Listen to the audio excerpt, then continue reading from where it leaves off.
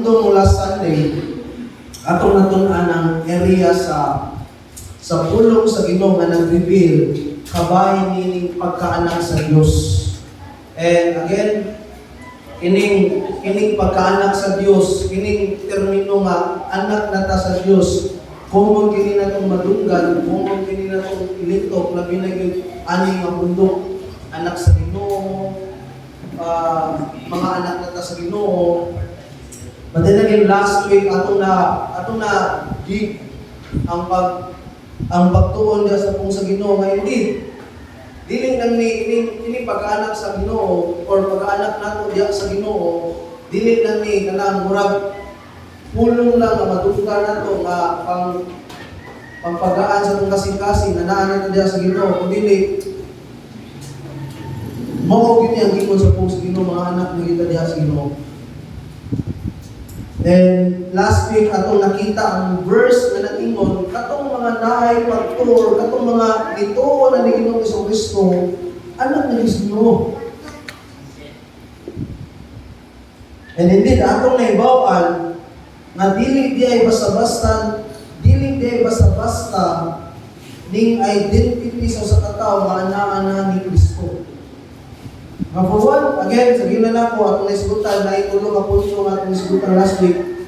Ang tao nga nituo na ni Ginoong Jesucristo, anak na siya sa Dios. Usa na siya diha sa Dios, wala nay Hudiyo, Grigo, Olipon, dili Olipon, babae, usa na lang ta diha sa mata sa Dios. And lastly, dili na ta anak, usa na ta diha sa Dios, and lastly, kaliwat na ta ni Abraham. Amen. O manununod na sa saad sa Dios. Mo nay gipamong ni Pablo sa atong pagtuon last week. And indeed, nag-reveal ni nga mga anak na kita sa Ginoo. Mga anak na kita sa Ginoo. But here's the thing.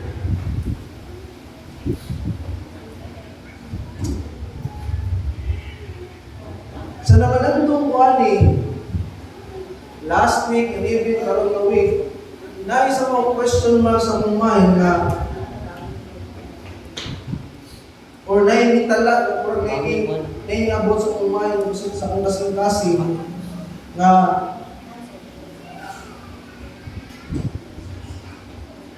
isantog sa unang kasing-kasing ang pangutana nga anak na ko sa Ginoo. And indeed, diha ni Kristo, nabatunan na ko ang pagka-usana diya sa mata sa Diyos, kaliwat ni Abraham, manununod ka sa saad sa Diyos. Isantog ni nga pangutana personally na nako. Nga, again, anak na ko sa Ginoo karon. And mo ni nga pangutana, mo ni nga pangutana igsoon. Kung anak na ko sa Ginoo, kung saan ang anak ko pagkaibaw, nga anak dito sa Ginoo. Indeed, anak na ko sa Ginoo, but again, there's a question nga, ganahan ako nga atong i-highlight sa tunawang kasing-kasing. And mo ni nga pangutan na, kung anak na ko sa Ginoo, kung saan kahanak ko pagkahibaw, nga anak dito sa Ginoo. Kung saan may angay na kung may bawaan na anak dito sa Ginoo. Ako na to? Again, sa iyo kayong pag-ingon na anak na ko sa Ginoo, pero kinahanglan na kita yung angay may bawaan ng mga quote-and-quote, mga pruwing mga anak dito sa Ginoo. Amen? Kung saan na ko pagkahibaw na anak dito sa Ginoo. So this morning, this is a topical message. Dili na ito kapadayon na itong pagtuon sa Book of Galatians, which is na sa chapter 4. And I decided na mutuon o pagtuon specifically aning pagka-anak nato sa Ginoo. Kaya again, sa Ginoo na nato, dali rin paglitok na anak na sa Ginoo. Anak na ko sa Ginoo. But the question is, ano ka na imong anak sa Ginoo. Giunsa kang pagkaunsa ang anak mo sa Ginoo. Unsa kaya akong mga angay pa nga mahibaw na anak dito sa Ginoo. Amen? Ay doon nakapunta na mo anak, pati na ingon na nako. Ato ang mga simbahan sa mga Kristohanon, ay mga anak din sila sa Ginoo. Kami anak din sa Ginoo eh. Pero nanima, di ka pos bala, anak din sa Ginoo. Amen? Diba, dali kayo mag-ingon anak, at then again, ganahan mo, makaibaw ta, naon sa pagkaunsa na nahimot ng anak sa Ginoo. So this morning, ako ning giluhan tong pagtuon sa kung sa Ginoo. This is a topical, again, kining pagtuon sa pagkaanak sa Ginoo, broad kini nga study. And I think, maabot siguro at least, kung ako ning i-dig maayo nga pagtuon, maabot ang pipila pa yung Sunday, aron mag-grasp nato ang kinatibuk-an nga pagtuon aning pagkaanak nato sa Ginoo or mga pagpamatod sa usa ka anak sa Ginoo. Daghang kita makita sa mga passage sa Bible. But then again, this morning naalam ko yung tulo ka kamatuoran na ako i-share na to kung saan na to pagkaibaw na anak dito sa Ginoo. Amen? So this morning, ako ning giluhat ko pagtuon sa kung sa Ginoo. In Christ, we are sons of God. We are sons of God. In Christ, we are sons of God. Again, ang atong punto sa pagtuon, atong tan-awon, kung saan na ito pagkaibaw nga anak kita sa Ginoo. Kaya again, pwede kang claim nga anak ka sa Ginoo, pero kung saan ang pagkaunsa nga nahimo kita nga anak sa Ginoo. So this morning, atong ning sugdo na itong pagtuon through a question. And here's the question. How can I know that I am really a son of God? Kung anak na ko sa Ginoo, saan mo na ko pagkaibaw? Saan na ko pagkaibaw? Anak ko sa Ginoo. Amen? How can I know that I am really a son of God? Mutana ko siguro na ito, ani.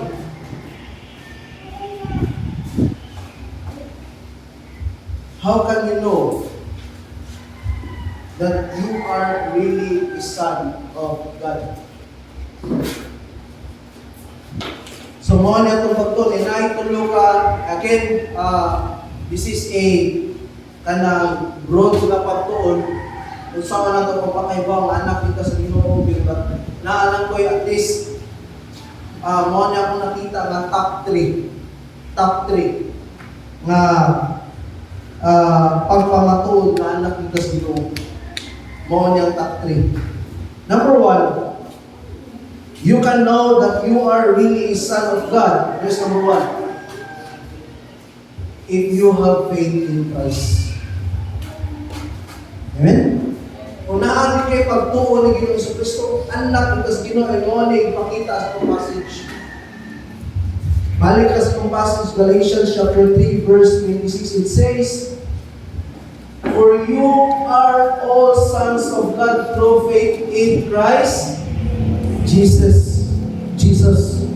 Nainamatanan ako karong na week na ang mga Mormons, ang mga Jehovah's Witnesses, ang mga Muslim, for kanang ubal ng mga pundo, nga wingon sila, mag-claim sila, maluwas sila.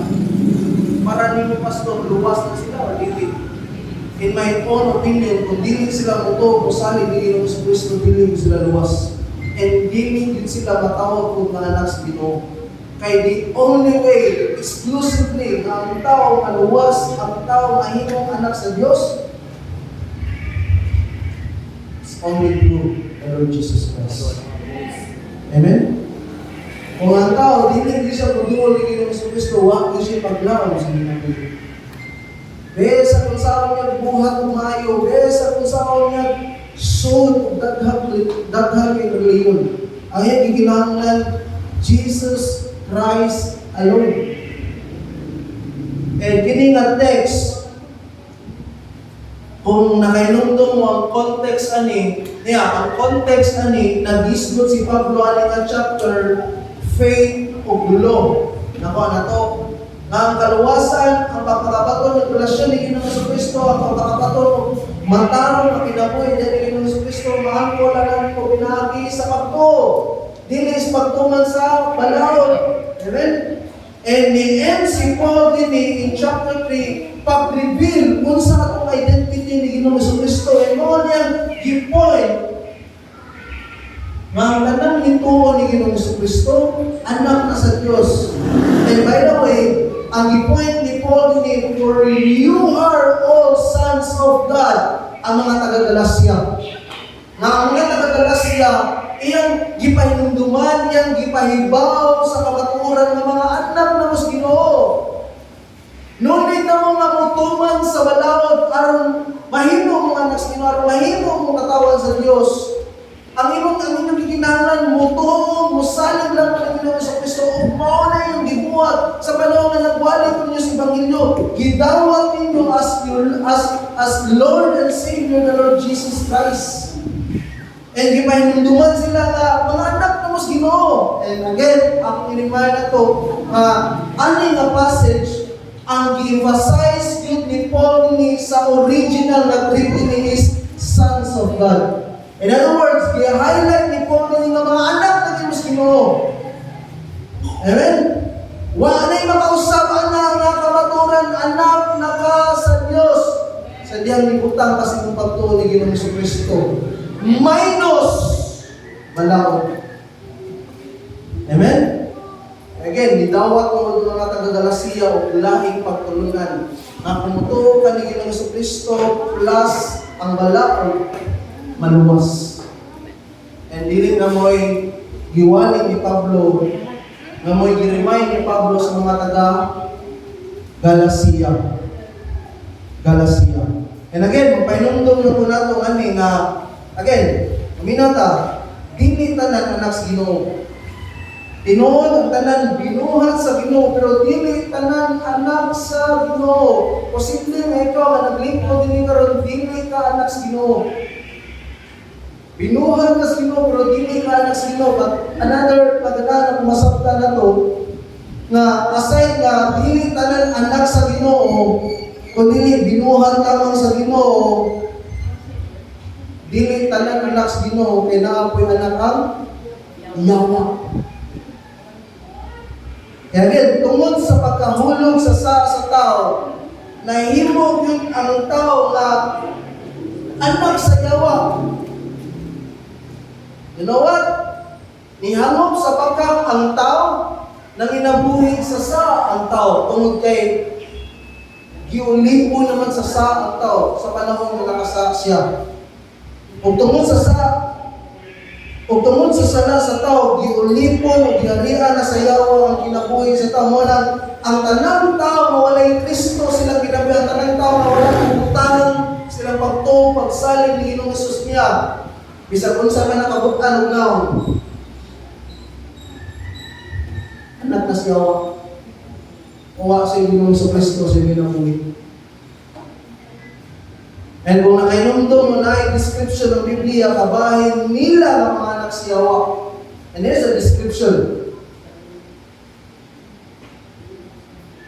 Mga bakakon, anak si Yawa. Amen? Anak si Yawa. And here's another description katong mga anak si Yawa. Mga nanginabuhi sa And mo mong, again, tag-awa na ninyo mga passage that proves na katong mga bakakon o katong mga nanginabuhi sa anak si Yawa. Dini in John chapter 8 verse 44, ang mga Hudiyo ani nga time ilang gi-atake si Ginoong Kristo. I-claim sila nga anak sila ni Abraham, kaliwat sila ni Abraham. Pero giilan sila ni Ginoong Kristo, mga anak mo sa inyong amahan ng mga Yawa. Ang Yawa, bakakon siya. O gamahan siya sa tanang bakakon. And din naman in 1 John chapter 3 verse 7 to 10, gi-identify ni Juan kinsa kung mga anak sa Ginoo, kinsa kung mga dili anak sa Ginoo or mga anak sa Yawa.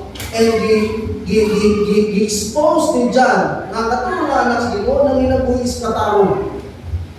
And mo nilang rumbos kinabuhis katarong.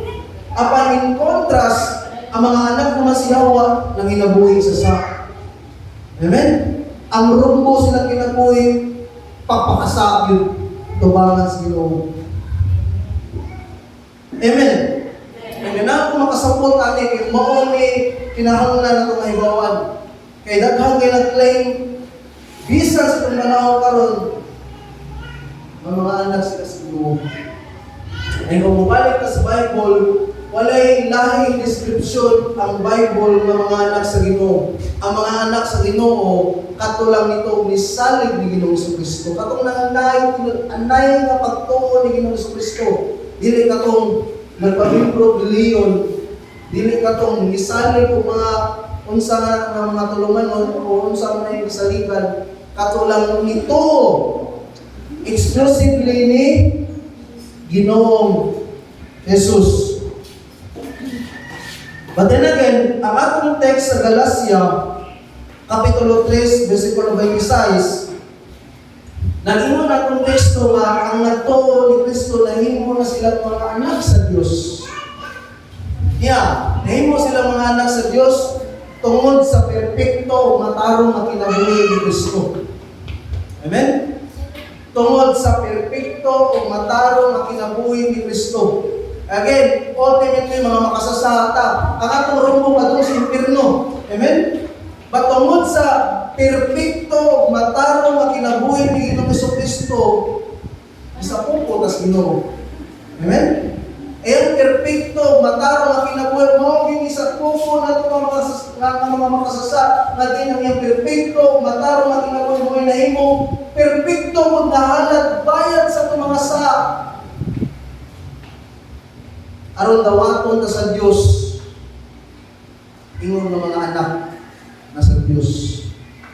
Another thing, hinungdan nahimong sila, nahimong anak sa Dios ng mga nagtuo ni Ginoong Kristo tungod sa kumplito na sakripisyo. Ang kamatayon ni Ginoong Kristo, ganang makasabot, ang kamatayon ni Kristo dito sa krus sa Kalbaryo, dili ito kapildihan. Kadaugan to. Amen? Dili to kapakyasan, kundi kadaugan to sa mga nito ni salig ni Ginoong Kristo. Kaya ang sakripisyo ni Ginoong Kristo gidawat yun sa man.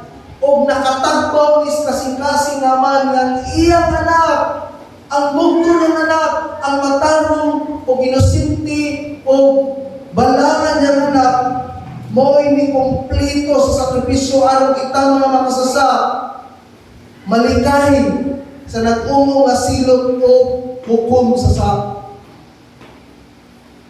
kompleto nga sakripisyo ni Ginoong Kristo. Again, kung nakainomdom mo, nahimo ang mga anak, dili lang sa kompleto nga sakripisyo ni Kristo, bisan sila matayin. Nakainomdom mo last week ako na-mention, in verse 27, gingon nito, na bautismuhan ta uban ni Kristo. Ang ulo nga bautismo nga to is dili bautismo sa tubig, kundi bautismo sa spirituhan. Nga din, sa namatay si Ginoong Kristo, niampin ta siya kamatayon. Namatay po ta uban kaniya dito sa krus. Again, ang tumong sa kamatayan ni Ginoong Kristo, bayaran niya ito mga sa walang kita ng mga makasasa sa ganito, isalig na ni Ginoong Kristo, dito sa krus sa Kalbaryo, ang gibuhat ni Ginoong Kristo, mo ay pakikampin na ito siya kamatayan. Namatay po ta uban kaniya, gilansa niya, ngadto sa krus ang atong mga kasalanan. Amen. Mo nang uman sa kamatayon, tungod po siyang pagkabanhaw, gikan sa namatay. Namatay tao pa niya, nabanhaw tao pa niya. Amen? Walang inikabautismo sa tubig, Itunlo ba na namatay mo ba ni Kristo? Nabanaw mo ba ni Kristo? Mao gina. And again, ang kanang bautismo sa tubig is a symbol sa unsay na-accomplish ni Ginoong Jesucristo dito sa krus sa Kalbaryo hangtod yun siya pagkabanhaw. Amen? Nga namatay siya o sa katulong adlaw na banhaw siya.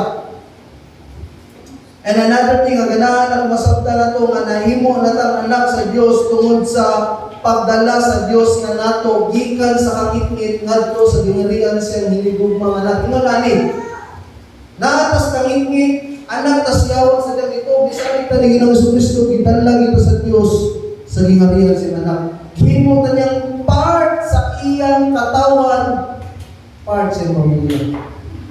Amen?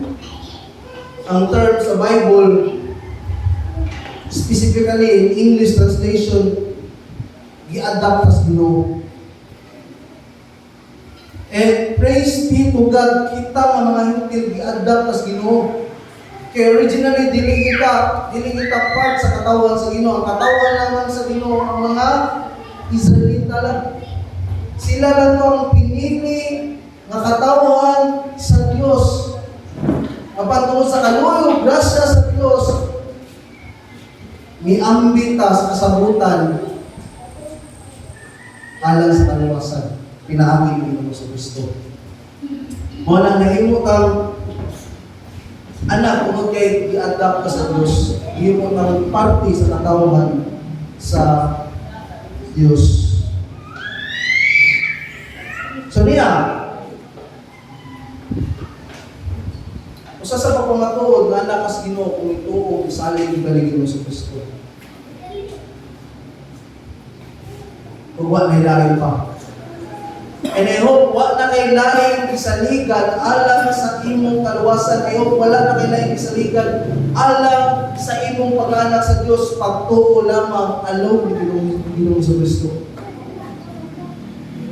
Juan Kapitulo 1, versikulo 12 hanggang sa 13, it says, apan kadtong midawat umisali kaniya gihatagan niya sa katungod ng mayong mga anak sa Dios.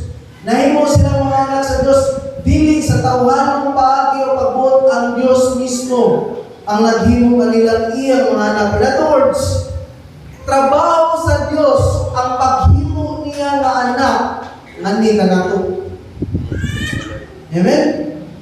Namatay si Ginoong Jesucristo tungod kay pagtugod sa maan nga mamatay siya o mabayran ko mga sa katulungan na mapanaw siya pagtugod po sa maan nakita nga mga makasasa makaduol kasi anak muto musalig sa anak aron mahimutang parte sa pamilya sa Dios.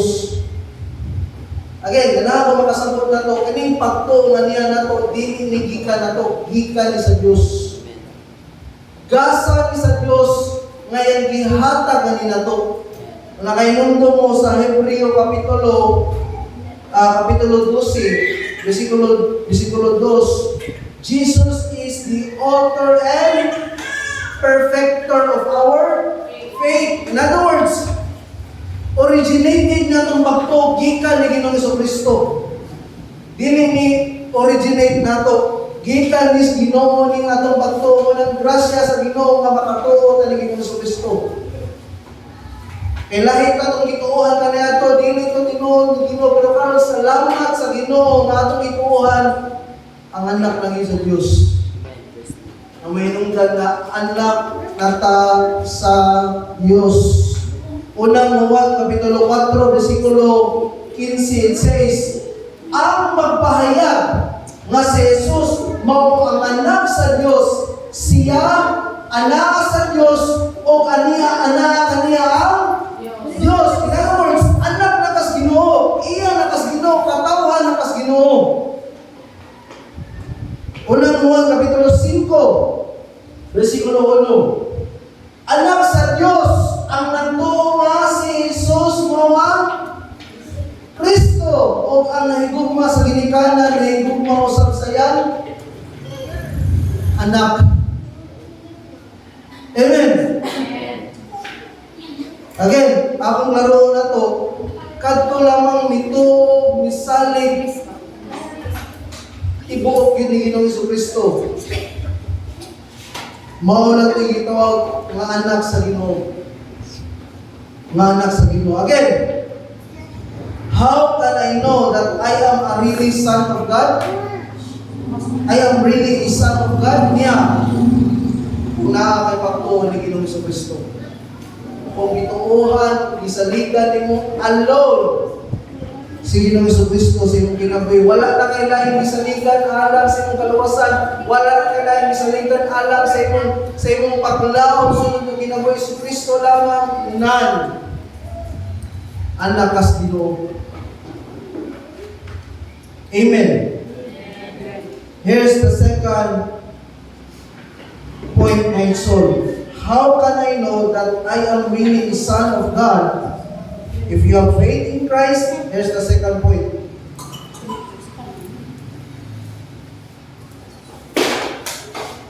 If you are abiding in Christ. Yeah. Ikaduha na sa mga, I think, this is the top 2. Ikaduha nga pagpamatuod nga anak ni Ginoo is that may bawaan ni mga anak sa Ginoo kung nag-abide ka ni Ginoong Jesucristo. Wala na ka nito ni Ginoong Jesucristo kung dili niya nag-abide ka niya. Amen? Ang pagpakabato na itong pagtuo ni Ginoong Jesucristo, dili ka na kutob na nito ka, that's it, anak na ko sa Ginoo. No, dili na. Ang pagpakanak sa Ginoo is once na nitong nisali ka ni Ginoong Jesucristo, here's the thing, mo resulta na nimo sa imong pag-abide ni Kristo. Amen? Muhatod na nimo sa imong pagpakigsanduruntay, sa imong pagpakigrelasyon ni Ginoong Jesucristo. Juan Kapitulo 15, versikulo 5, it says, Ako, Jesus Christ, ang punuan sa paras, o kamo ang mga sanga. Ang magpabiling ka na ko, o ako diha kaniya, mamunagdagan. Kaya kung wala ako may mahimo, ang bili, magpabiling ka na ko, mahisama sa usa ka sanga, nga ilabay o malaya, pamuniton kini og itambog sa kalayo aron masulod. In other words, katong ingon lang nituon ni Ginoong Jesucristo, ni salin ni Ginoong Jesucristo, pero wa gyud mag-abide, wa magpabili ni Kristo. Indikasyon na di yung kaya sa Ginoo, di yung kanak sa Ginoo. Ang ending nimo, impierno. Amen? Niya, ang Ginoo nga sa Ginoo, kuman sa nitunan, abide do dyan Ginoong Jesucristo. Walay tinud kanak sa Dios nga wala makabide kang Kristo. Kung ingon ta nga anak na sa Dios nga wala ta nakabide, di ka anak sa Ginoo. Or di ka anak sa Diyos. Here's the logic, my soul. Yeah. Here's the logic. Si Kristo ang unsa? Punuan. Sa paras o kamuan? Mga sanga. Mga sanga. Ngayon lang sakton niya, ang punuan o mga sanga, sumpot or nagbuwag? Sumpot yun. Amen? Sumpot. Walay sanga nga mubulag sa punuan kay sanga. Kaya ang sanga, nang inaanglan sa punuan, aron siya mutubo o bunga. Mubunga. That's the logic there. Kung itoo ka ni Ginoong Jesucristo, nagtakot yun ka ni Kristo. Amen? Nagpapili, nag-abay yun ka ni Kristo. More logic that. Pero here's the thing, ang kailangan mong masagda na to. Ang pulong mapabilin, or abide, sa English translation, it means continue, endure, remain, stay. Mao ni ang word ini, nagpabilin, nagpapinadayonon, nilahutay sa pagpakigdutay ni Ginoong, pagpakiglasyon ni Ginoong Jesucristo. And this word is a present tense. And not just a present tense, continual act. Mabuhaton so sa kagustuhan. In other words, kining anak ta sa Ginoo, tungod ni Ginoong Jesucristo, tungod sa pagtuon ni Ginoong Jesucristo, dili lang ni confess ka, no, isalin ka ni Ginoong Jesucristo, kundi nakigdundod ka, nagpapili ka, nilahutay ka, diha ni Kristo. And again, kanunay ninyong ginagawa, kanunay, wala ka mulunga, bisan sa mga pagsulay, bisan sa mga pag-usong-usong, bisan sa mga bagyo, nidundun ka, nidundun ka, nidundun ka, nidundun ka. Iyon ang kinahiya so sa anak sa Ginoo. Wala lang siya gigubisan, anak siya sa Ginoo, tungod ni Ginoong Jesucristo, kundi nidundun, nakisandulutay, nakirelasyon ni Ginoong Jesucristo. Again, wala isa nga mamubulag sa iyang punuan. That's the logic. A true Son of God remains to His source that made Him the Son of God, and that is Christ. Magpabiling siya sa iyang source, and that is the Lord Jesus Christ. And here's the thing, mailan ang dili anak sa Dios kay sumala sa verses kini mga dili gyud anak sa Dios, dili ni sila magpabiling kang Kristo, and ang ending silang ginabuhi, ilapay ni sila o itambok sa kalayo aron masunod sa ingon. Ang dili magpabiling kanako may sama sa kasanganga ilapay ng kalaya, pamuniton kini itambok sa kalayo aron masunod. So there son, ang pangutan na anak ulit sa Ginoo. Kung anak ulit sa Ginoo,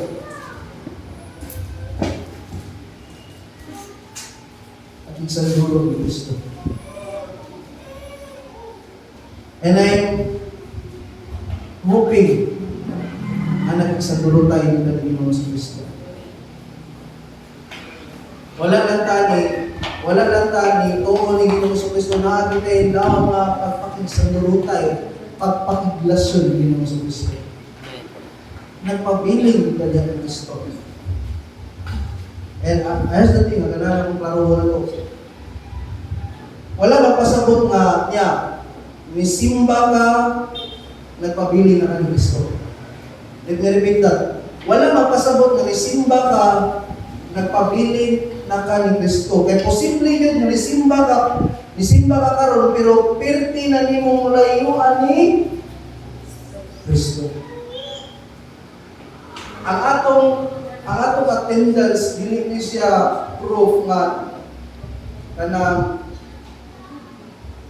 naagyan po tayo intimate nga pagpakisanduro ni Ginoong Jesucristo. Kaya posible yun, nakakadali pero pwede yung layo as Ginoo. Siguro uga na kayo ba? Simong relationship as Ginoo.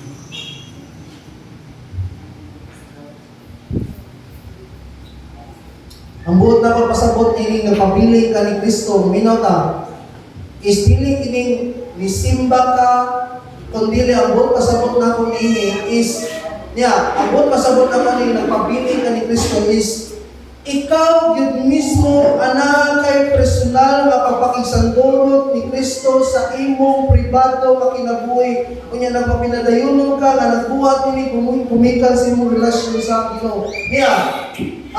Ang tinuod yun nga iya ni Kristo anak sa Dios is dili lang siya present sa imong ani nga pundok, pero present po siya siyang pribado nga oras sa Ginoo. Nahabi siya personal, alone, nga pagpakisandurutay sa Ginoo. Amen? Dili man namin pundong-pundong ato, dili relasyonin nato diya sa Ginoo. Nahabi ka tayo personal na time sa Ginoo, personal na pagpakisandurot sa Ginoo. Again, ang logic, walay punuan na walay sana nga mubulag sa iyang punuan, nagtutod ka na kanunay, nagtapot kanunay. Ingon ana dito ta, subong kay pamalandungon nga nauna na lang nato may nagtapot pero wala na kita magtapot pero sa punuan. Let me repeat that. Ang problema na itong Kristohanon, nauna na lang nato na nagtapot yan ko sa Ginoo pero wala na kita magtapot yun. Amen? Pero di na nato na lahi na sila gitaktan siguro. Amen?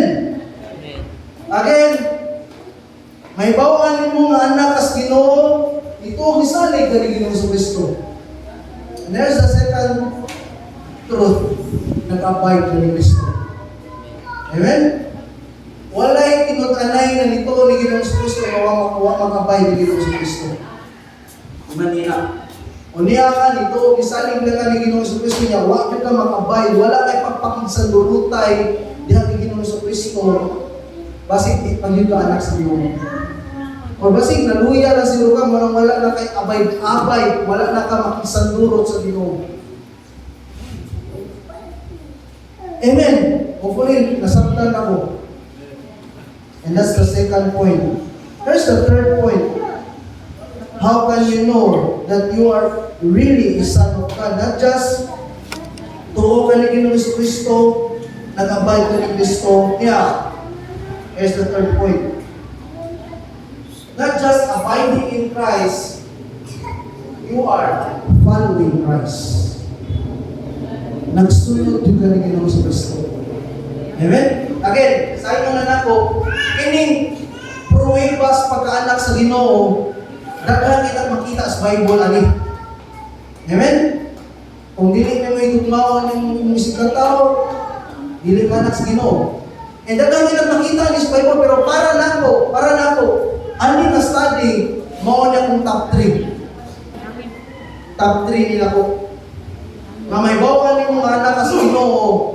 Number 1, naadyo kay pagtuo ni Kristo. Nag-abide ka ni Kristo niya. Nag-follow ka ni Kristo. Mark chapter 8, verse 34, it says, una, itawag ni Jesus ang katawan o ang iyang mga tinunan o kita sila. Bisan kinsa kabuot, mahimo nga akong tinunan, kinahanglan nga kalimtan niya kawalingon, pasano niya krus, o musunod siya, kanako. Well, alam sa kasayuran na ito nga kining statement ng Ginoong Hesus nga ni towards siyang katawan o sa iyang tinunan is a statement nga gi-address yun intentionally ni Ginoong Hesus nila ang mga nagsunod sa Ginoo, nila ang mga tinunan sa Ginoo. Wala ni gi-address ni Ginoong Kristo kanila ang mga wala magsunod sa Ginoo. Gi-address ni Ginoong Kristo kanila nga nagsunod o sa iyang mga tinunan. And gi-state ni Ginoong Hesus aron makaibaw sila unsay qualification sa mga musunod kang Ginoong Hesus. And indeed, this is a non-negotiable na kamaturan alam sa usaka tinunan. Nga, first, kalimtan niya yung kalingon. Second, pasano niya yung cross. Ikatulong, musunod siya ni Kristo. Nakuha na to?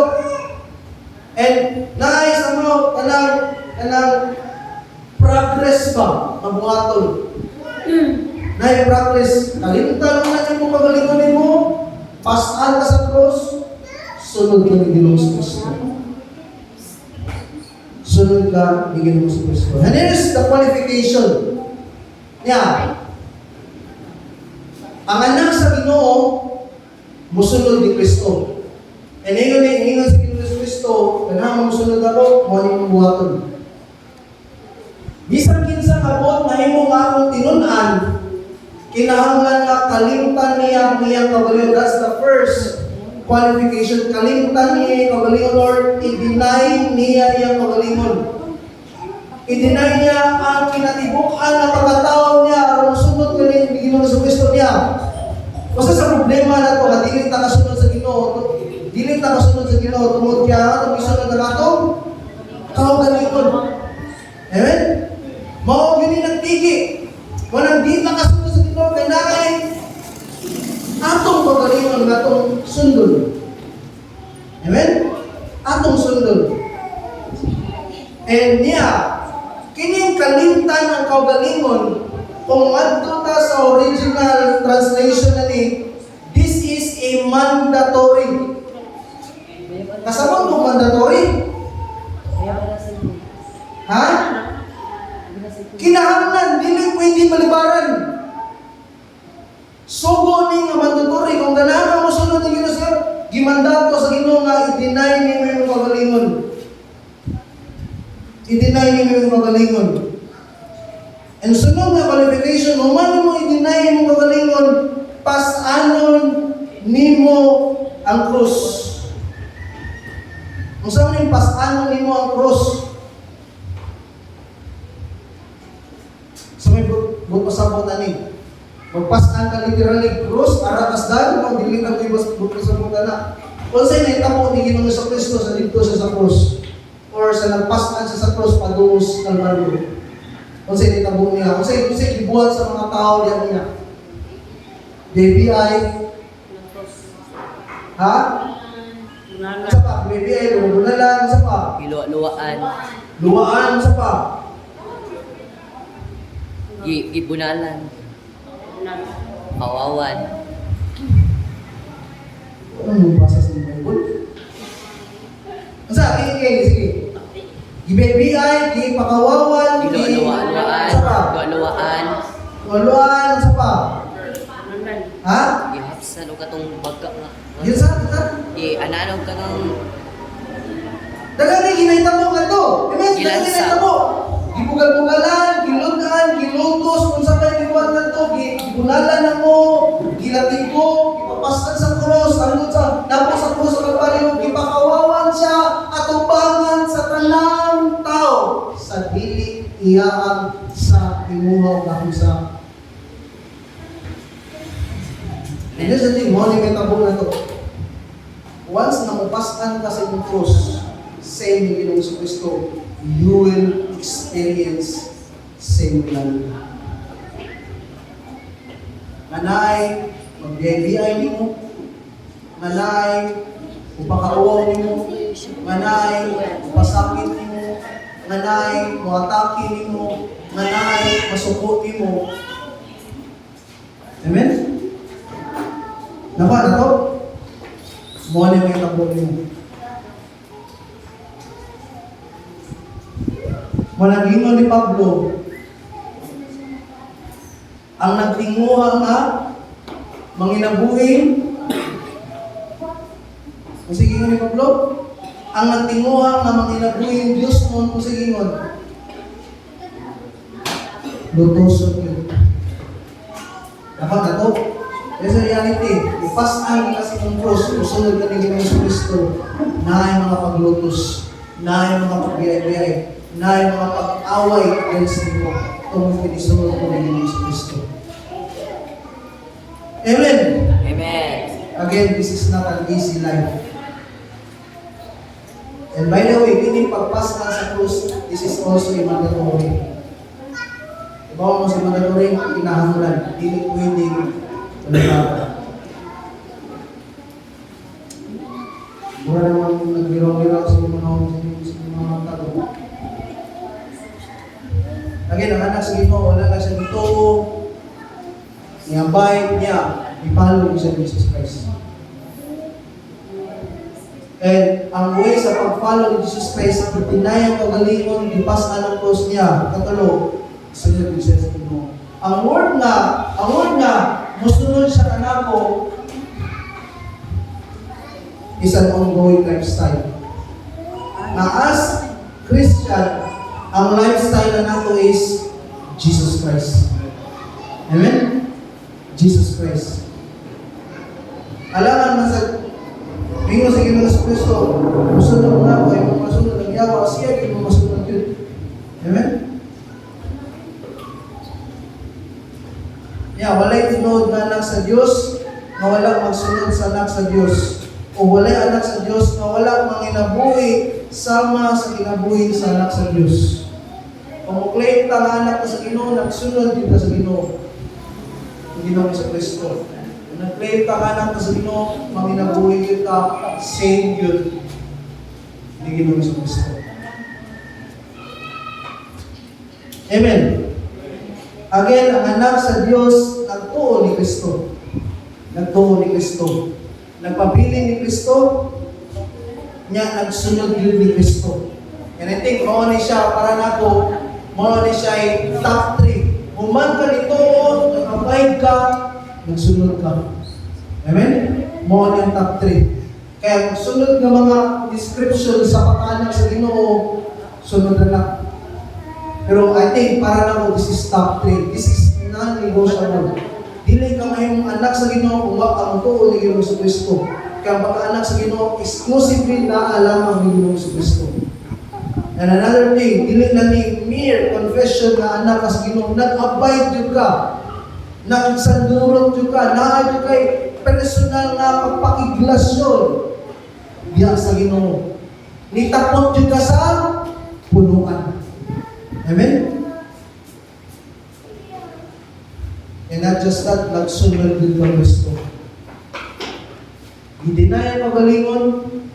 Again, lisod kaning sunod ka sa Ginoo kay napamaniya itong kagalingon din, yung magbubuot.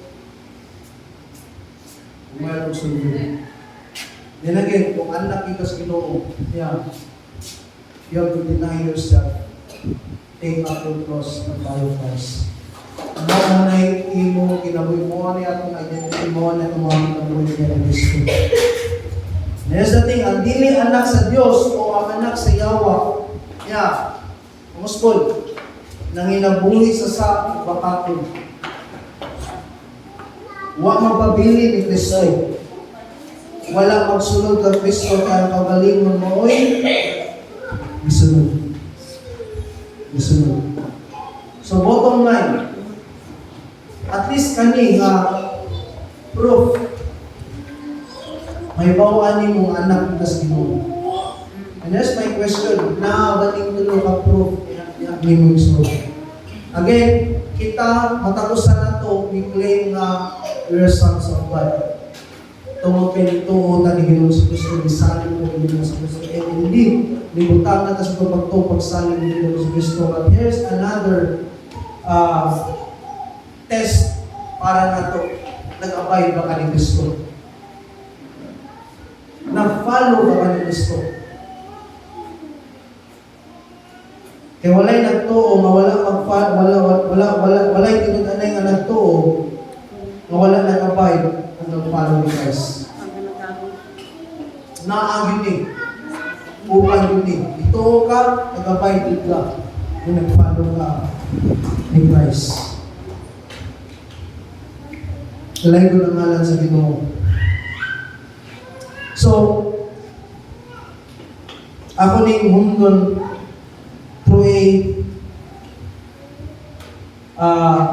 research about the evolution of the rose. I don't know, nakadumog mo aning research. Akong i-share na to, at minot tatarin na kung ngayon. A couple years ago, I got to take a tour of the Huntington Library in Pasadena, California. Yun to si Stuart Strachan. Yun siya nato siya tour sa library sa Pasadena, California. The name is a bit misleading because what they are most known for are their amazing gardens. And so we were on this tour and I got to learn something about the history of roses. And it goes something like this. Morning Ingon. There have been roses since we have been on this planet. But the wild roses in Europe, may mga wild roses in Europe, while all different colors and white, beautiful, would only bloom once a year. Ang mga wild roses daw sa Europe, mamuwang lang once a year. And so for most of the warm months, you'll be looking at a bunch of ugly green cans with thorns. No flowers. Kaya again, sa Europe, kung saan gumawa ang ilang flower or ilang rose. But then, some botanists, hindi mga botanists is mga kanang scientist po ba sa mga tanong. But then, some botanists in the late 18th century began experimenting by grafting. Kasabot mo sa grafting?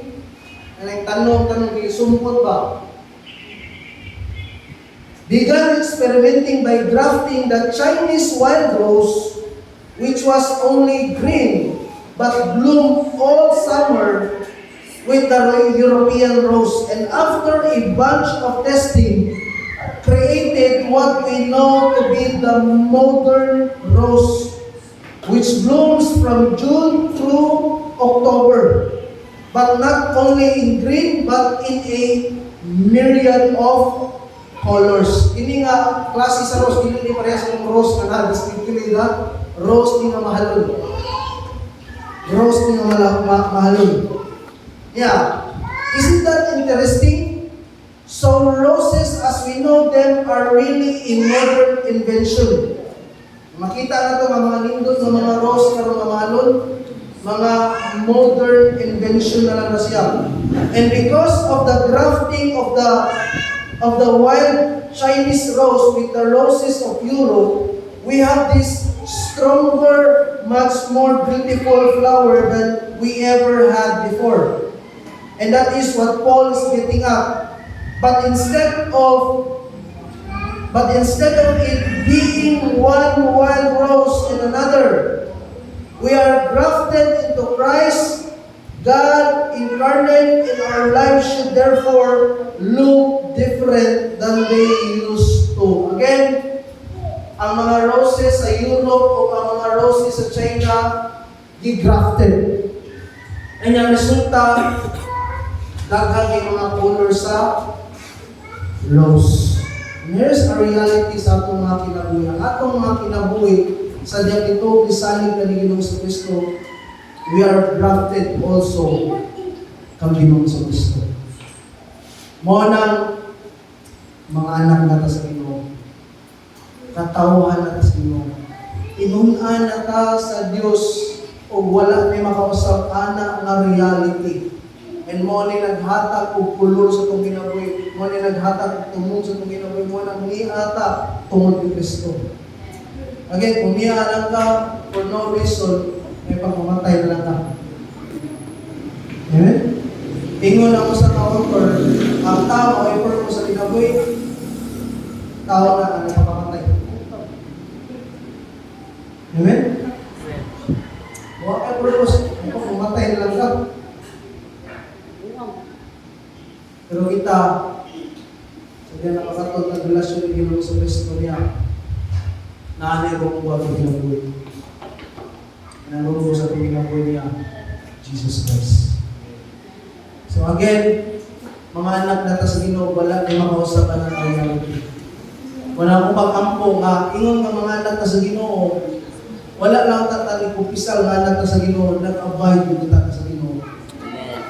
Nga nag-follow kita, diha ka Ginoo sa Kristo.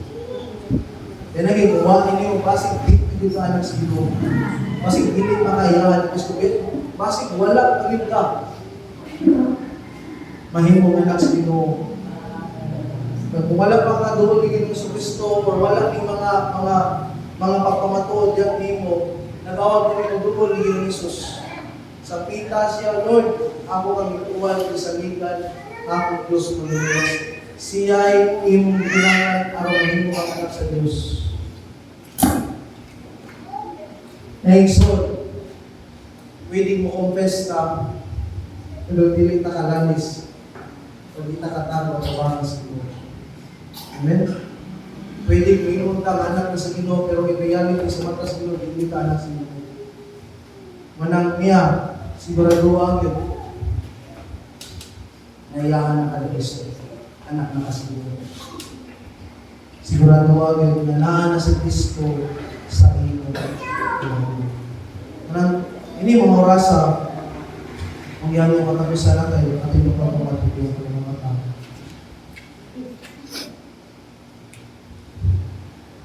Isang ka nagduko, magulo, nagkiyong mga tagsoy.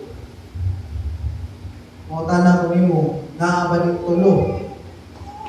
Kapamatungod na atong isgutan this morning.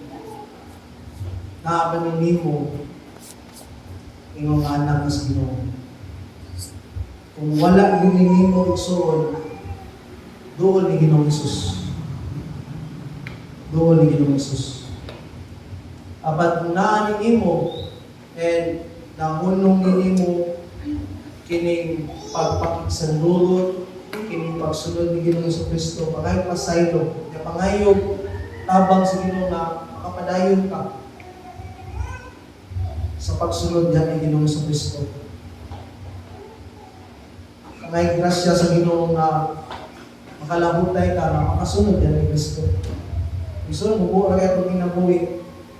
Kaya wag yun angay musika na ning ginabuhi tungod kay dili na ato santo na ning ginabuhi. Nagahan at gilid sa Ginoo na para panginabuhi. Angay na ginabuhi, angay na natin panginabuhi niya at iya na ginabuhi. Salamat na ning ginabuhi. Naamatay, kaluwasan naamatay. Kasiguruhan after this life. Pag maniya ka, sigurado di ka anak kas Ginoo niya, wala na ka magkabay, wala na ka mag-follow din niya, you have to repent. You have to repent. And kahit pagpipila ka mga minuto, sa bitang Ginoo igsoon, ikaw na wala kang nakita aning tulog, yan mo, sa bitang Ginoo, tuwing sarili sa Ginoo Jesucristo. In the other hand, kung sure ka nga na nakanigin mo sa Kristo niya, wala na ka ni mga buhatas, pagkabay, pag-follow ni Ginoo sa Kristo, pangayag pasaylo sa Ginoo. Kaya pangayag kabang sa Ginoo na makapadayon ka na. Magahit at pipila ka mga minuto ng soul, atong umulog sa people ni Ginoo.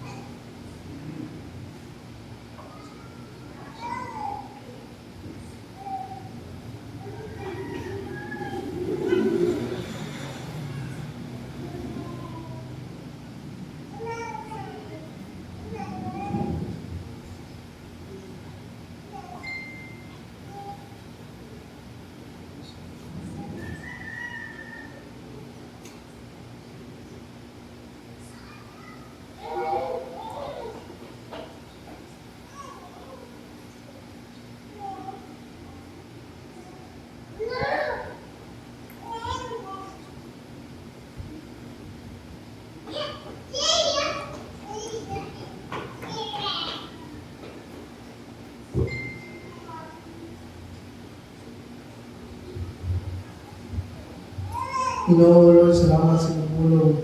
Salamat sa pagdi sa gas-gas na unaway at mga pagkakawin namin. And kampo ko sa mga isapit na imo, Lord. Ito, isali sa mga anak. Ask the Lord, isipin mo po kung kailan buhat na si As. Isa ito mga nahulong sa pagkabayad, magsunod yan ni mo, God. Sa Lord, sa basyahan ng mga kapanayon. Lord, kami mga huyang ni, dalipin, alayo, dalipin sa wak, sa tuo, madala ng pinagapan, Lord, tulong ka sa grasya, luloy ng mga lupang, tabangin ni mga kapanayon, tabangin ni mga kapanayon, tabangin ni mga mapabiling niya kanin ng Jesus. Kaya gumawa ka, huwag yung mahito, Lord. Alay ko na yung mga nanon. Usang dito ka isali na nangingod sa ng mga kinabuhi. Kampo ako, Lord, na hindi makalimugan ang makiyan sa kansa. Upag sa mga pag-ako na hindi pamuha, hindi pamuha sa kinabuhi namin ng katawang Ismail. Ang yaman ng buka. Kaya nakampo ko ng pulong dito ng mga silbi na iwak sa mga musulong. Ingod ng mga anak ng mga anak ng Diyos ng salamat, di mo lamang ang buhay na sa pangalan ng Diyos.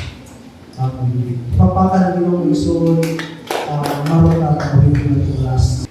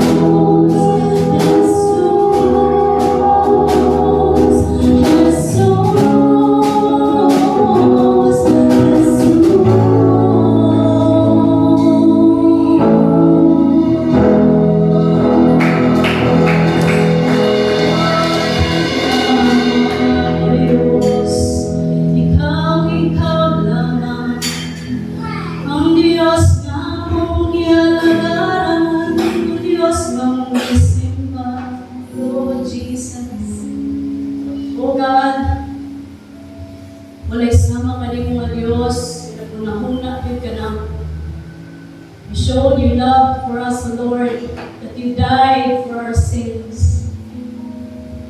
Ginoo na kinabuhi niya sa mangitngit. Umiabot ka sa kinabuhi, tigaan ng imong kahayag. As we, O Lord, ito, idawat kanimo ingon nga Dios. Ito kami nga kaningin mga anak. Kaya ipakamatyan ninyo dito sa cross. And we trust and we believe in you, Lord Jesus. Ito kami sa matagpulong na igawas sa imong bapa.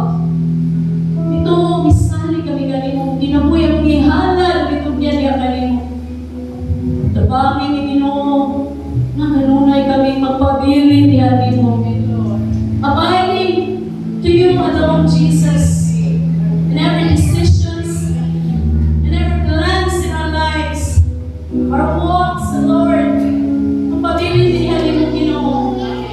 Kumusalig niya sa unang kasing-kasing, kusog na una, na dili magbuot sa akong pagalingon o pamaagi. Kaya kinabuhi sa tao na maglakaw sa iyang kabubuton, kalaglagan, hindi ang maglakaw, magtuong, manugyan niya nimo, mga baton yung kinabuhi mo ay kinakusan, an assurance, a life in you, Lord Jesus. And help us, O God, by your grace and your mercy, we live this life following your path, Jesus. Maglakaw mi, supay sa iyong dalan, supay sa iyong kabubuton, wala kami mahimo, wala ka, Ginoong Jesus. Grasyahin ni Lord, ikaw na kami nanimamot, Lord. Umalibig sa matag, gudlo, segundo sa akong kinabuhi. Salamat sa iyong tulong, kanina mahinutong ka na mo, nagtulong ka na mo. Ang sa pag kinabuhi,